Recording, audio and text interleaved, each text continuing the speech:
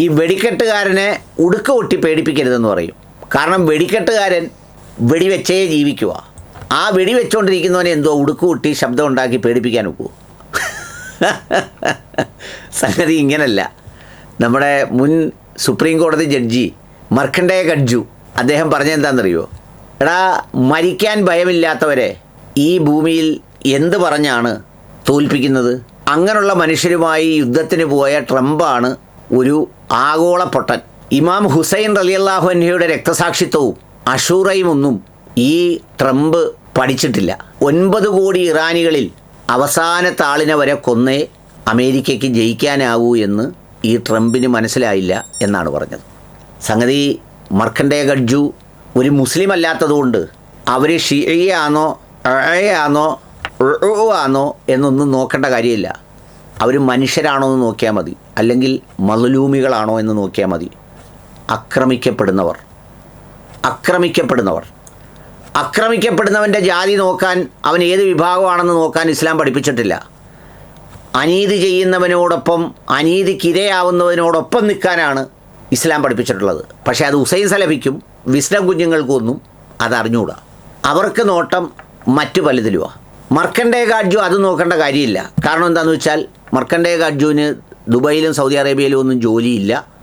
പുള്ളിക്ക് അവിടെ നിന്നൊന്നും പിരിവ് വേണ്ട. അവിടെ ആശ്രയിച്ചല്ല പുള്ളിയുടെ ആദർശങ്ങൾ നിലനിൽക്കുന്നത്. അതുകൊണ്ട് അതിൻ്റെ കാര്യമില്ല. അവിടെയാണ് പ്രസക്തമായി ഈ ചോദ്യങ്ങൾ ചോദിച്ചത്. ഇത് വളരെ പ്രധാനപ്പെട്ട ചോദ്യമാണ്. യഥാർത്ഥത്തിൽ ഈ ഇസ്ലാമിക ചരിത്രത്തിലെ പല പോരാട്ടങ്ങളുടെയും യക്കീനുള്ള ഈമാൻ അത് മർക്കണ്ഡേയ ഗഡ്ജു പങ്കുവച്ച ഈ വാചകത്തിലുണ്ട്. നമ്മൾ ഈമാൻ കാര്യങ്ങളും ഇസ്ലാം കാര്യങ്ങളും പഠിക്കാൻ നേരത്തെ ഞാൻ പറഞ്ഞ വിഭാഗപ്പെട്ടവരിടത്തൊക്കെ പോയാൽ അവിടെ പോയി നമ്മൾ പഠിക്കുന്നത് എന്താണെന്നറിയോ? ഈമാനുൽ പൈസാ നബി എന്ന് പറയുന്നതൊക്കെയാണ് നമ്മൾ അവിടെ പോയി പഠിക്കുന്നത്. ഇവിടെ പുള്ളി ചോദിച്ചിരിക്കുന്ന ചോദ്യം വളരെ പ്രസക്തമാണ്. എന്താ ചോദ്യം? മരിക്കാൻ ഭയമില്ലാത്തവരോടാണ് യുദ്ധത്തിന് പോയത് ട്രംപ്. അവർ കണ്ടില്ലേ, അവരിറക്കി അണിനിരത്തി കാണിച്ചത് ആയുധങ്ങളൊന്നുമല്ല. 1.5 മില്യൺ ജനങ്ങൾ പോരാടി മരിക്കാൻ. അവർക്ക് വേണ്ടത് 1 ലക്ഷം ആളുകൾ സന്നദ്ധ സേവനം ചെയ്യാൻ വിളിച്ചപ്പോൾ 15 ലക്ഷം ആളുകളാണ് അതിൽ തയ്യാറാണെന്ന് പറഞ്ഞ് ചെറുപ്പക്കാർ മുന്നോട്ട് വന്നത്. നമ്മൾ പറയത്തില്ലേ, യാ ഷഹീദ് വ ഷഹീദ് എന്നൊക്കെ പറയത്തില്ലേ? അതാണ് മരിക്കാൻ, പോരാടാൻ, മരിക്കാൻ വേണ്ടിയിട്ടുള്ള സംഗതി. നമ്മുടെ ഇതിലൊക്കെ കയ്യിരിക്കുന്ന ഈമാൻ എങ്ങനെയുള്ള ഈമാനാണെന്നറിയാമോ? അതൊരു തമാശയിൽ ഒരു തബ്ലീഗിൻ്റെ ജമാഅത്തുകാരൻ, എനിക്ക് സുലൈമാ സാറാണെന്ന് തോന്നുന്നു തബ്ലീഗിൻ്റെ, അദ്ദേഹം ഒരിക്കൽ പറഞ്ഞത് ഞാൻ ഓർത്തുപോയി. നമ്മുടെ ഈമാൻ എന്ന് പറഞ്ഞാൽ നമ്മൾ ഭയങ്കരമായി പ്രാർത്ഥിക്കും, പടച്ചമ്പുരാനെ എന്നെ മരിപ്പിക്കണേ, വെള്ളിയാഴ്ച രാവിലെ മരിപ്പിക്കണേ, സുബഹിയുടെ നേരത്ത് മരിപ്പിക്കണേ, സുജൂദിലാവുമ്പം മരിപ്പിക്കണേ, ഒളോടുകൂടി മരിപ്പിക്കണേ, റംസാനിലാവുമ്പം മരിപ്പിക്കണേ എന്നൊക്കെ പറഞ്ഞ് ദുആ ചെയ്യും. എന്നിട്ട് സംഗതി അടുത്ത വെള്ളിയാഴ്ച റമദാനിൽ ഒളുവോടുകൂടി സുജൂദി കിടക്കുമ്പം റൂഹ് പിടിക്കുന്ന മലക്ക് വന്ന്, എന്നാൽ നിങ്ങളാ പറഞ്ഞതെല്ലാം ഒത്തിരിക്കുക, ഇനി പിടിച്ചോട്ടെ എന്ന് ചോദിച്ചാൽ പെട്ടെന്ന് പറയുമെന്ന്. എന്തൊരു പണിയായി കാണിക്കുന്നത്? ഇപ്പം പിടിക്കാനാണോ പറഞ്ഞത്? എന്തെങ്കിലും പിടിക്കാൻ പറയുമ്പോൾ ഇന്ന് വന്നങ്ങ് പിടിക്കുവാന്നോ എന്ന് ചോദിച്ച പോലത്തെ ഈമാനേ ഉള്ളൂ നമ്മുടെയൊക്കെ കയ്യിൽ. പക്ഷേ അതിൽ ഉറച്ചു നിൽക്കുന്ന മനുഷ്യരുണ്ടല്ലോ, I am ready to die. മറ്റേടത്ത് ഒത്തിരി ആളുകൾ റെഡി ടു ബിക്കം റിച്ച്, പണക്കാരനാകാൻ വേണ്ടിയാണ്, സൗകര്യങ്ങൾ വർദ്ധിപ്പിക്കാൻ വേണ്ടിയാണ്, ഓയിൽ എടുക്കാൻ വേണ്ടിയാണ് ഇതൊക്കെ ചെയ്യുന്നതെന്ന് ട്രംപ് തന്നെ പറഞ്ഞു. പക്ഷേ ഇവിടെ മരിക്കാൻ തയ്യാറുള്ളവനുമായിട്ടാണ് യുദ്ധത്തിന് പോയത്. അവൻ്റെ പോരാട്ടത്തിൻ്റെ ചരിത്രമാണ് മർക്കണ്ഡേയ ഗഡ്ജു പറഞ്ഞത്. നമ്മളിപ്പോൾ ഈമാനൊക്കെ പരിശോധിക്കുമ്പോഴേ നമ്മൾ മനസ്സിലാക്കേണ്ട ഒരു കാര്യം, പണ്ട് സാത്താനിക് വേഴ്സസ് എഴുതി സൽമാൻ റുഷ്ദി. ആ എഴുതിയ ഗ്രന്ഥത്തിലാണ് ഐഷ റളിയല്ലാഹു അൻഹയെ വളരെ മോശമായി ചിത്രീകരിച്ച കാര്യങ്ങളൊക്കെ ഉള്ളത്. എങ്ങനെയാണ് ചിത്രീകരിച്ചതെന്നൊന്നും ഞാൻ പറയുന്നില്ല.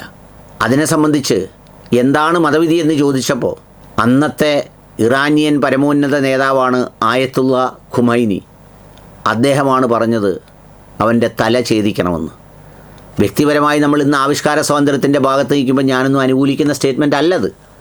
പക്ഷേ അത്ര വികാരത്തോടെ ഒരു ചോദ്യത്തിന് മറുപടിയായി ഇതാണ് അതിൻ്റെ മതവിധി എന്ന് പറഞ്ഞത് ഇന്ത്യ, ലോകം മുഴുവൻ അത് വലിയ സംഗതിയായിരുന്നു. ആയത്തുള്ള ഖുമൈനി വധശ്യത്തിന് ഉത്തരവിട്ടു, അയാളെ തലയെടുക്കാൻ ഉത്തരവിട്ടു എന്നൊക്കെ പറഞ്ഞു വലിയ വ്യാഖ്യാനങ്ങളൊക്കെ വന്നിരുന്നു. ഇന്നത്തെ പോലത്തെ ഇസ്ലാമോഫോബിയയുടെ വേറൊരു സാധനം എന്ന് പറഞ്ഞാൽ പുള്ളി കൊല്ലണം എന്നതാണ് മതവിധി എന്ന് പറഞ്ഞതാണ് വലിയ വിവാദമായത്. അന്നേരവും ലക്ഷക്കണക്കിന് ആളുകളെ കൊന്നുകൊണ്ടിരിക്കുന്നുണ്ട് ഈ സയനിസവും ഈ സാമ്രാജ്യത്വവും ഒക്കെ. അതിനെക്കുറിച്ച് ആർക്കും ചർച്ചയില്ലല്ലോ. അപ്പോൾ അങ്ങനെ പറഞ്ഞ ആളാണ് ഹുസൈൻ സലഫി. അന്ന് ഒരാൾ പോലും പറഞ്ഞില്ല വേറെ ആരും ഇത്, കാരണം പറഞ്ഞാൽ മൂത്രം പോവും, ധൈര്യം ഉണ്ടായിരുന്നില്ല. അവരോടാണ് ഏറ്റുമുട്ടാൻ പോയത്. അവരെയാണ് നിങ്ങൾ പരിശോധിക്കുന്നത്, ഷെഈ ചീഞ്ഞതാണോ അല്ലയോ എന്നുള്ളത്. അവരെയാണ് പരിശോധിക്കുന്നത്. യഥാർത്ഥത്തിൽ ആ ഗ്രന്ഥത്തിൽ പ്രവാചകനെയും പ്രവാചക ജീവിതത്തെയും അവിടുത്തെ മക്കളെയും ഭാര്യമാരെയും ഒക്കെ കുറിച്ച് വളരെ മോശമായി എഴുതിയിട്ടുണ്ടെന്നാണ് ഞാൻ മനസ്സിലാക്കുന്നത്, കേട്ടിട്ടുള്ളത്.